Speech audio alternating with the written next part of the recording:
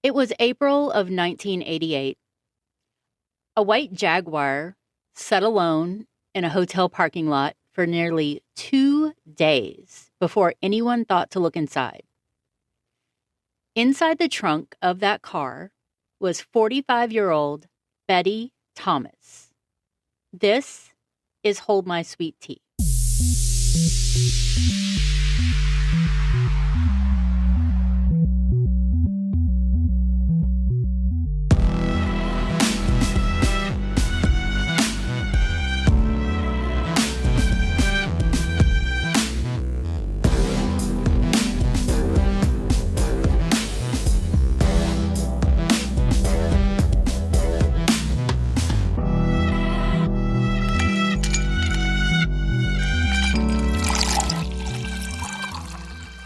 Hey, everybody, I'm Holly.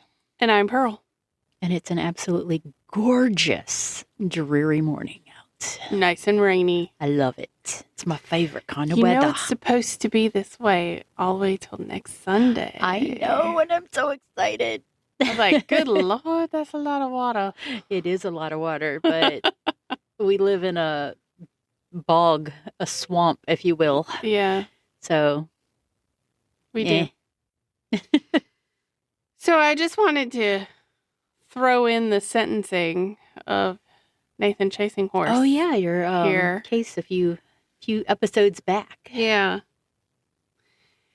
He was sentenced, lots of outlets just say to life, but it's actually 37 years to life. Oh. So he has to serve a minimum of 37 years before he can even be eligible for parole.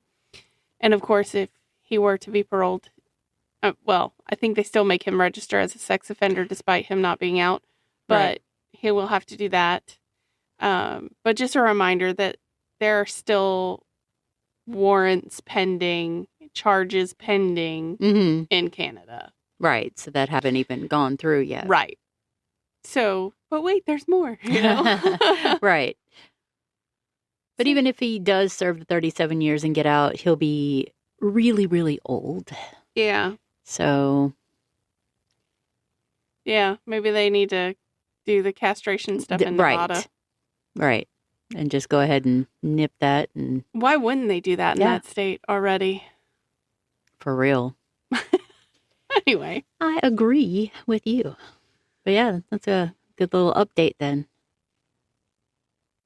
Yep. Just wanted to throw that out there since I almost forgot. Right.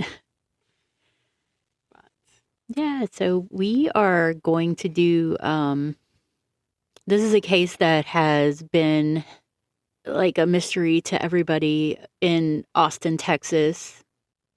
Woohoo, Texas. Right. We're in Texas. Everything's bigger and better, I guess. I don't know. You Texas people, let us know. Yeah, we have no idea. Like, I avoid Texas like the plague. Right. Because I hate... Well, it takes like traffic. 10 years to drive through there. Yeah, it does. Every time I have to drive through there, I'm just like, this is horrible. Am I out of Texas yet? Right. No figures. Nope. Not at all. Like, they should just become their own country at this point. They basically are the size of one. And then, you know, my whole obsession with looking at land, every time I scroll through like land.com or something, I'm like, Texas, Texas, Texas. I don't want to live in Texas. Nope. Me neither. I don't want to. But this is something that, like I said, has kind of been a huge mystery because of, you know, just all the parts of it. It's just a weird one, but they are on the cusp of maybe using the DNA evidence to find who did this. So this is the murder of Betty Thomas, or a lot of people know the case as the woman in the trunk. Mm. But like a luggage trunk? Not a luggage trunk. In a trunk of a car. Okay. And to be specific, a white Jaguar. Wow. Yeah. Okay. So, Luxury trunk. right. That's even more of a luxury trunk. Right. It's not a Louis Vuitton, but it's, it's right up there. Okay. So let's talk about this case because this one takes place in one of those places that feels like it should be safe.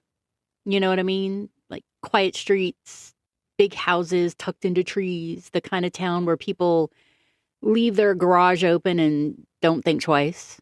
Because not much ever happens. Right. And we're in Lakeway, Texas, back in 1988. Ooh, that's a long time ago. Yeah. I was 8 years old. I was years old. I was living my best life. And it was in this little upscale pocket outside of Austin where nothing really happens until it does. And I always feel like cases that start in places like this kind of hit different because there's this like built-in assumption of safety that gets completely shattered. I don't know how many times I've watched a documentary or listened to something and they're like, things like that just never happen around here. Yeah. Well, guess what? It happened. Y'all should learn from this situation how many times you hear that maybe even though those things don't seem to ever happen around here, you be safe because just in case time it does happen, it happens to you, you're prepared. Yep. Lock your doors, lock your windows. Hide your husbands. Hide your husbands under the floorboards. I ain't got one of those and I don't want one. So the life before everything just kind of went wrong. So we've got Elizabeth Betty, which she went by Betty Thomas. She's 45. She lives in a nice home in Lakeway with her husband, William, who goes by Bo Thomas. So Betty and Bo. From the outside, she looks like she's got it all together. The kind of woman who probably had her routines, her favorite little stores, maybe lunch with friends, the whole picture. Like, that type. We live in that land over here. Yes. Yeah. And I kind of want to pause here for a second because every time I read a case like this, I always think, what was her normal day right before like everything changed? Because I don't think she was like a victim in the abstract yet. She was just Betty. Maybe she was doing laundry. Maybe she was watching TV or thinking about what she was going to make for dinner that night. And I don't know why, but these small details, like, I think always make it hit harder. Because think about your day-to-day going on and then all of a sudden a tragedy or something bad happens. It's just, you're just having a normal day. Or you were. Right. And she had her whole life happening in real time, and then suddenly it just stops. So neighbors knew the Thomas name, not in a scary way, but more like they're doing like well for themselves kind of way. But here's the thing about stories like this. I think there's always the version of people that people see. And then there's the version happening behind closed doors. Like always. You never know people. And I'm such a, and you are too, such an observant person. Mm-hmm. Where, where we work, I like to family observe. But I think it's just built into me to like do that. Yeah, we people watch regardless. But, yeah, we people watch, and I'm like, look, I've got a Virgo rising. I am judgy as fuck. So that's just me. But I will sit there and I will watch families interact and how they are with each other, whether, what I deem normal or it's just this odd, like, dynamic between them. And I've seen so many people like that, and I'm like, how is it in your household? How do y'all function? Like, what goes on the daily? Because y'all are weird as shit. Like, for real. But, you know, like I said, behind closed doors, you don't know what happens. And in this particular family's history, there was already a shadow. Because years before Betty's death, Beau's father, William Lamar Thomas, had also been murdered.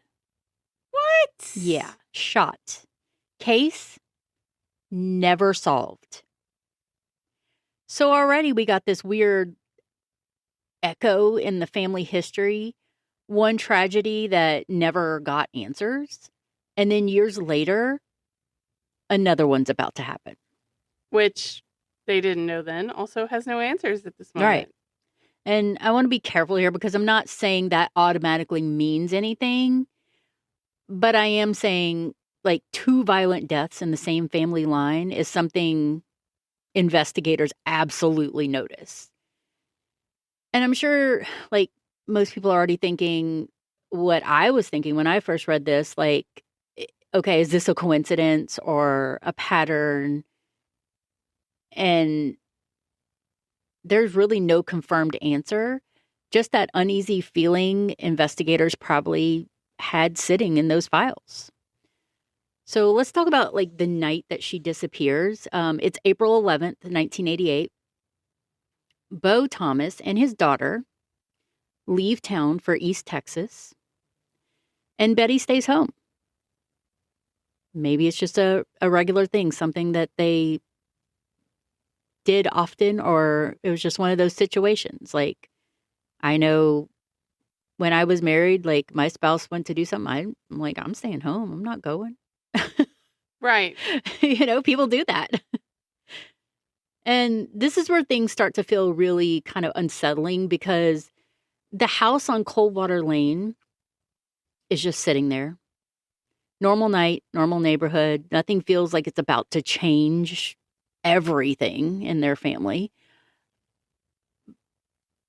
But my question is like, why is it always a night when someone's alone? It always feels that way. Like they were alone in the house and this happened. It's like so many cases, there's this exact moment where someone is isolated and the story just quietly like tilts. So are you trying to make me afraid to stay home alone? Because I like being home alone. Oh, I love being home alone. I'm like, look, I have attack cats. They're going to protect their mama. But sometime during that night, something happens inside that home. And whatever it wasn't just random chaos. It was a little more controlled chaos. Because later, when investigators look at the scene, they notice things like signs of a struggle, blood evidence inside the home, things disturbed, but not everything taken. So it doesn't feel like a burglary that went wrong. It feels like someone came there for a reason, for her specifically. That's creepy. Yeah. And you get that in a lot of cases, I think, because that's something that investigators look at. Was there forced entry? Was there like a disturbance, chaos, things being knocked over? There's a wallet with money sitting right there and it was not touched. Okay, big red flag. Somebody's not going to break into your home just to say hi. They're coming there with an intention. So 2 days later, we're going to jump ahead. Someone notices that a white Jaguar sitting in the parking lot of a Hilton hotel in Austin. There was no movement, no urgency, just parked like it belonged there. Nobody's seen anybody going in or out. It hasn't moved spaces. So they called the police. They're like, this car's been sitting here a couple of days, hasn't moved. We don't have anybody registered here with that vehicle. So the police come out and they start investigation. They opened the trunk of the car, and there was Betty Thomas. She had been bound with duct tape, her wrist, her ankles. She was blindfolded, gagged, wrapped in bedding from her own home, and she's still wearing like a pink robe. So she was probably getting ready for bed in that evening. She had been shot in the back of the head, execution style. Holy crap. Yeah.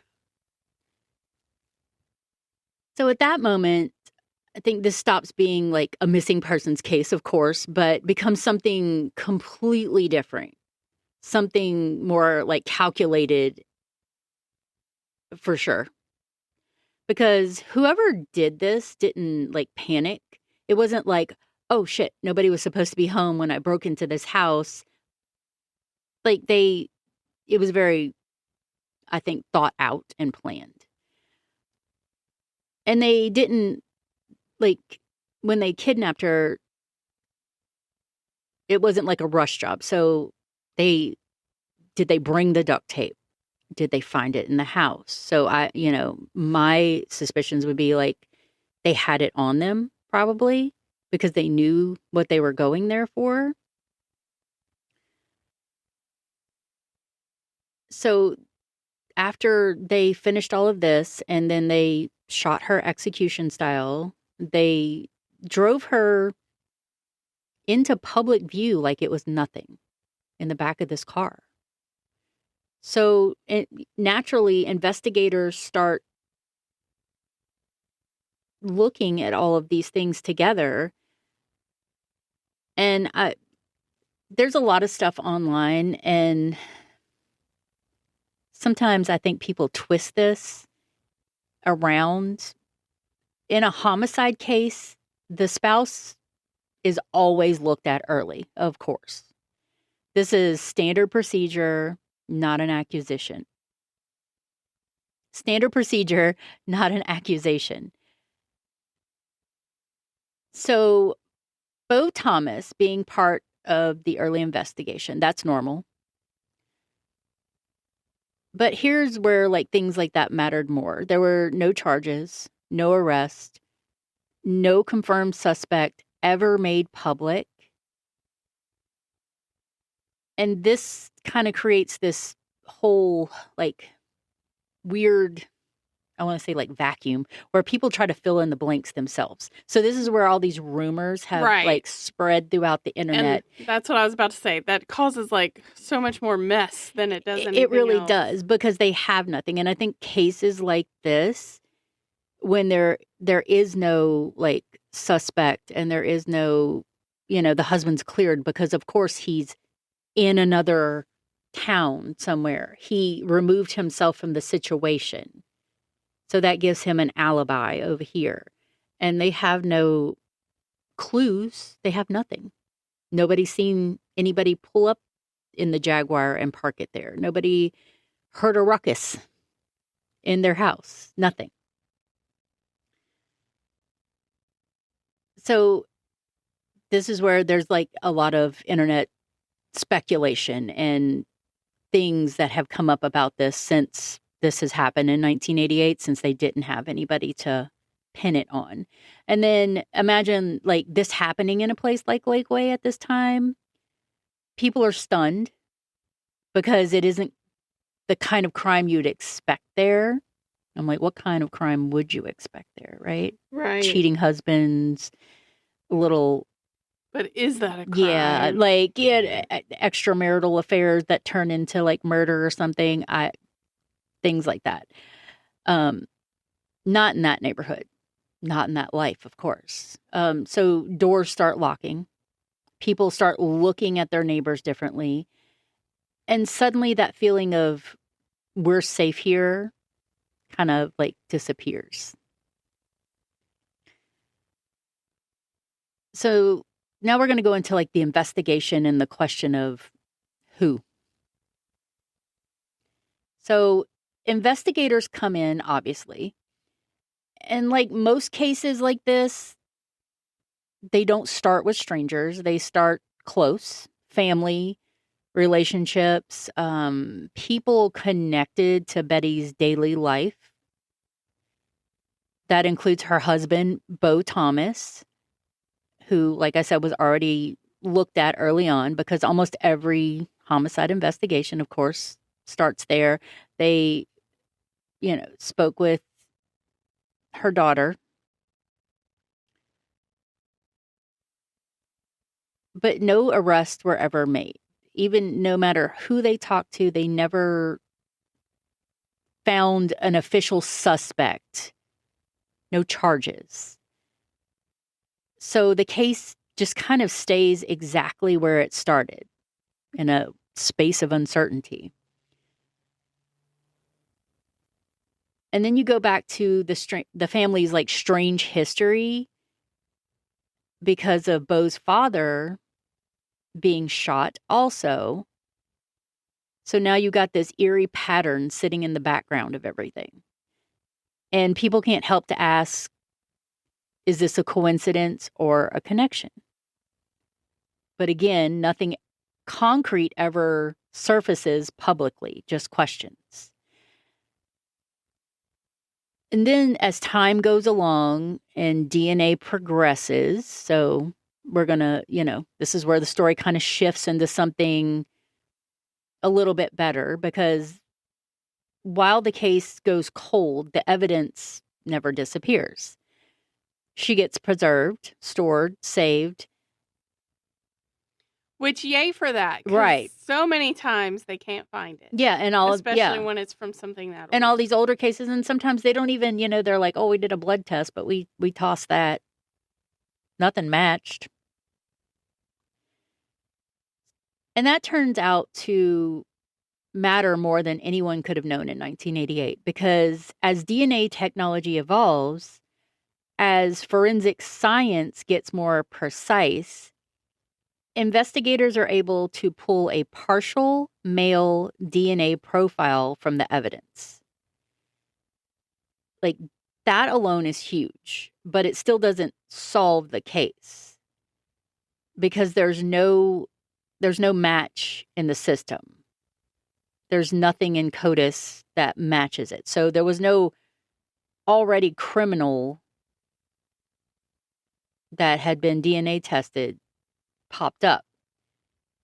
So now the case enters this modern phase of like true crime where the evidence is ready, but the technology is still kind of chasing the truth.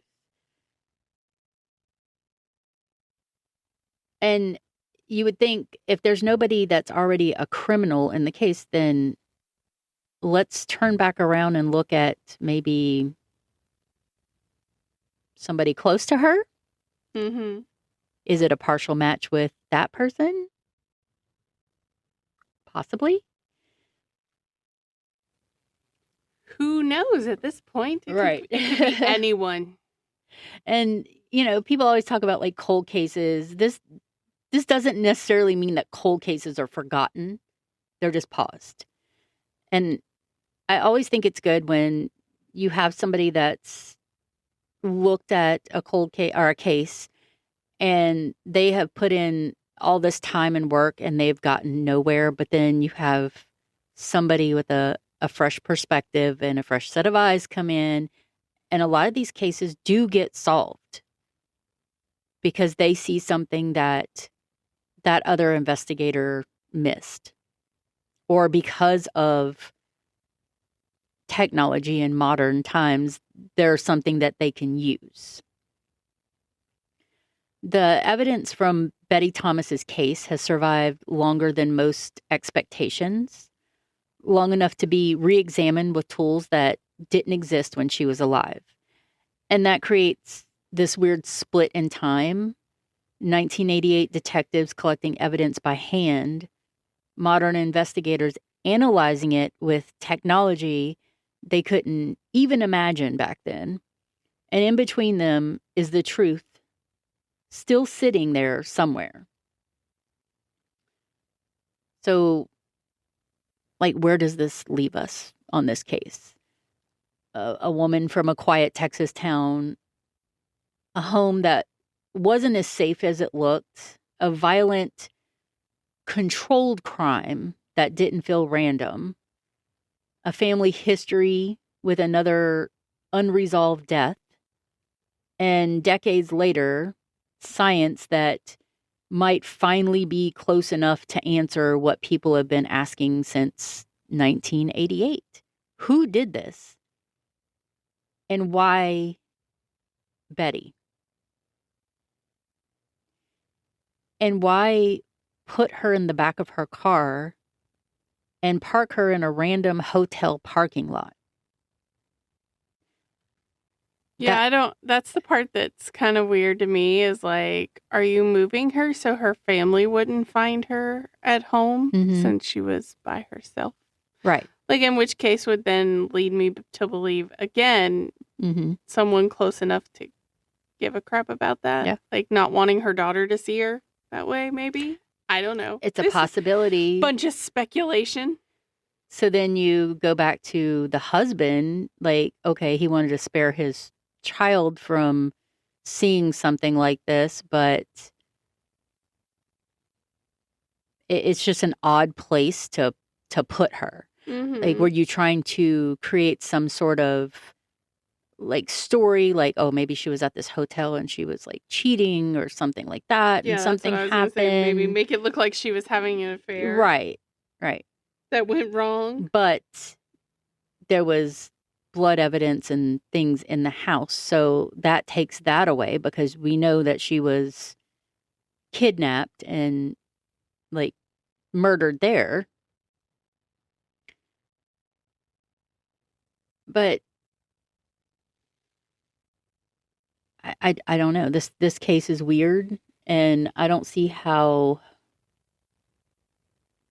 two people in the same family that were both shot just goes under the radar. Right. How was this covered up? It's a little bit too coincidental. It really is. And I just want to know. So if anybody's in Texas and they know a little bit more about this case, because even according to the investigators that are working on this story, that they still are hopeful that DNA analysis could lead them to the person. And for Betty's sake, I really hope they found him because she seemed like a really cool gal. She was one of those people who had many friends and was just a socialite. She seemed like a really cool person. So, not that saying that uncool people Many don't friends deserve it, and but at still. minimum one enemy. Right. So what brought that on with Betty? That's the question, and who did it? Who did it? Because even if you can find out who did it or who was hired to do it or, whatever the case may be, right, you still want to know the why. Yeah, I feel like stuff like that, hiring or paying someone to kill off your spouse back in that time was probably a little more popular. Yeah, and a little less traceable. Yeah. Because even though the internet was a little bit around then, it wasn't nowhere near the level it is now. It was not really available for public use. So No. that was more of a interweb between police stations or government officials or things like that. It wasn't really in your home. Really a real internet. Yeah, not until the 90s, and then it started to become a little more available and things like that. So it was basically like, I'm going to call you on a payphone or from my house phone because really then it wasn't traceable. Do you imagine the songs back in the day for that? Right. No internet stuff. Right. Call you on your house phone. Right. Be at the Megalomart. I'm gonna call you on the pay phone. Yeah. If you hear that payphone ring, answer it. 5 o'clock. Right. Do you remember the last time you used a payphone? Oh my goodness, it's been a really long time. Yeah. The last time I used a payphone, it cost 35 cents. Yeah, same. And I had to what did I have? Yeah, it was to page somebody. Yeah, that's funny. To call back because I was having like car issues and I couldn't get a hold of them, so I like sent a page, and then like a beeper page. Please add 10 cents for an additional 3 minutes. Yep. I'm like, what? And you're like, hurry up. I don't have it. It will change. Right. Yeah. And that was where the collect call stuff would happen and where people would try to cheat the system in that whole... Yeah, because you got like a tiny little like 2-second snippet to say your name or whatever. Yeah, and then you had like where that commercial for It's Bob, we had a baby, it's a boy. Yeah. Yep. That you would try to get it out real quick, like... Just like say it so they don't have to accept the charges. Right. Or you're going to your, to like a concert somewhere and your mom's like, I need to know that you're okay. And you'll be like, I made it to the concert. Made it to the concert, I'm okay. Yeah, I'm okay. But even then, we really didn't do stuff like that. It was like, I'm going to a concert. See ya when I see ya. Yeah. Type thing. Right. They just sit around and hope you come back. Right. It's so weird. Yeah, it is. Now. Because you think about it, now everybody's so connected. Got electronic leashes. Yep. And they can track you wherever you go. It is what it is. I guess, a lot of people feel like it's great for kids. Which and also it is, makes it crazier to think that the same kinds of crimes, the same kinds of issues with people going missing still occur despite these electronic leashes. Yep. So. Absolutely. It's real hard. Pretty soon, everybody's kid's going to have an ankle monitor, so they can't get it off, or it'll like go off if somebody tries to cut it off of their kid. That's not a bad idea. Well, they do it in the hospital. Right. Your baby gets an ankle monitor now. They're on hospital arrest. Yeah. They're actually on hospital room arrest. Yeah. So they leave the room. And I'm sure there's been so many cases of disgruntled dads or other parents or whatever coming in and grandparents. They're like, oh, I'm just going to walk out here with and run and like take the baby or something. Yeah. Or people kidnapping. Because they used to bring the baby to a nursery and it was amongst other babies. And that's where like switched. Babies got switched. Yeah. You always heard the thing and people were so paranoid their child was going to be switched. Yeah. Like when I had mine, I was like, let me get a snapshot of his face. All right. Know exactly what he looks like. All right. Well, that's what cracked me up whenever I had Aiden in Mississippi because they still did that. Like they still initially would take him to the nursery for checkups and all that stuff. And then they would bring back the babies in like this big group. Yeah. And so. You're like, whose baby's who? Yeah. So some guy like gets behind Aiden's thing and he's like, where are you going with him? That's my baby. And I was like, no, it's not. That's actually mine. And if it's your baby, you're in trouble. Right. That one's mine. You don't want that one to be yours, sir. Well, when I had Dylan, I know we're into baby talk here, but people missing, But when I had Dylan, he immediately had to go to the NICU, which is where he stayed for almost 3 weeks. So yeah, I'm like, let me look at this child so I know what he looks like. Brianna was in the SICU, special care. So crazy times. But this is one of those crazy, unsolved cases, but hopefully, we can have an update on Betty Thomas soon, and That would be they'll figure out really good. who did this to her and why. They are solving a lot of really old cases lately. They are. Technology. Yes. And all the genealogy stuff helps. Like it's crazy. Yep. So. Because if you do any of the stuff like genealogy, 23andMe, or the genome thing, you can put your information into the main system, and that's how the Golden State Killer was caught. Yeah, it's like because given permission to use it. Yeah, to use your DNA in to case see it if somebody, pops up. related to you did something cray-cray. Right. Because they have found people where they're like, oh, well, this matches these two men that live halfway across the country. Or even like some dead relatives. Right. And those two men were living across the country when this happened. But, oh, wait, they have a brother. And that brother happened to travel over here.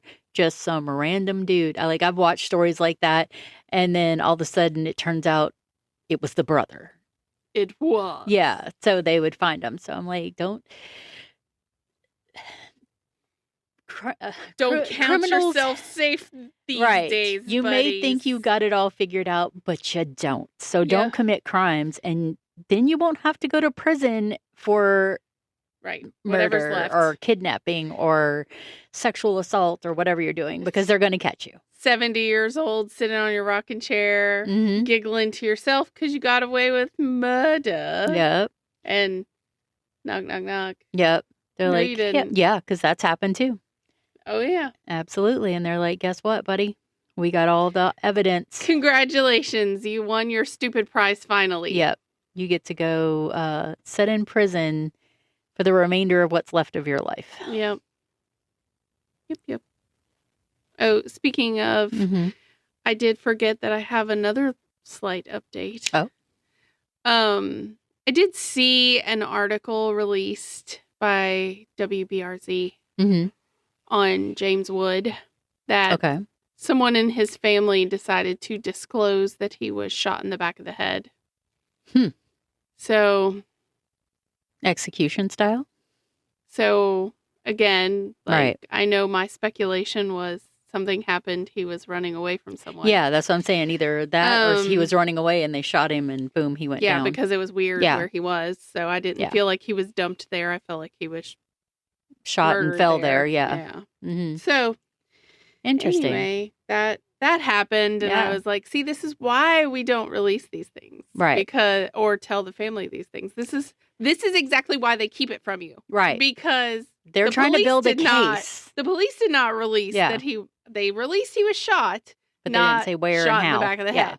Family released that part. Right. So, but this is exactly the reason they don't tell you. Right. You keep your mouth shut because they're building a case and they're trying to pinpoint the suspect and get evidence against them. Yeah. I'm sure they felt like maybe it would help somehow. Or maybe they're just feeling that, I know they feel like the police have not done their job appropriately in this situation. It may be true. I don't know. That's not for me to know at this point. I mean, we'll know when it's over whether or not they did, or, if it goes cold and stays cold, you kind of, just hopefully that's not what happens. Right. But I have to wonder if they just thought maybe if we say this, somebody will come forward and say something, but I don't know if it's going to help. So I guess we'll see. Yeah. But I just saw that 2 days ago and I was like, no. Yeah. But here we are. We are. And you know what brings me joy in life every time I listen to one of our episodes? Our theme music. Right. By Patty Salzetta. It's the bright spot of our week. Yeah. We hope it's the bright spot of yours. Yes. And if you have anything you would like to tell us about, Yep. Updates on something that you've listened to on our pod that maybe we haven't updated on lately and may have missed a Google alert or something on, please reach out and tell us or submit your sweet tea after dark. Yes, we need some sweet tea after dark stuff because, the last one was really good. Come on, and the one before that was like awesome. Yes. You can send that all to holdmysweetteapodcast@gmail.com. Or you can reach out on social media. Yep. And as always, Hold My Sweet Tea is a Drunken Bee production. Bzz. And you guys remember to stay safe out there. And just because we're dipping doesn't mean you can't keep sipping. Bye.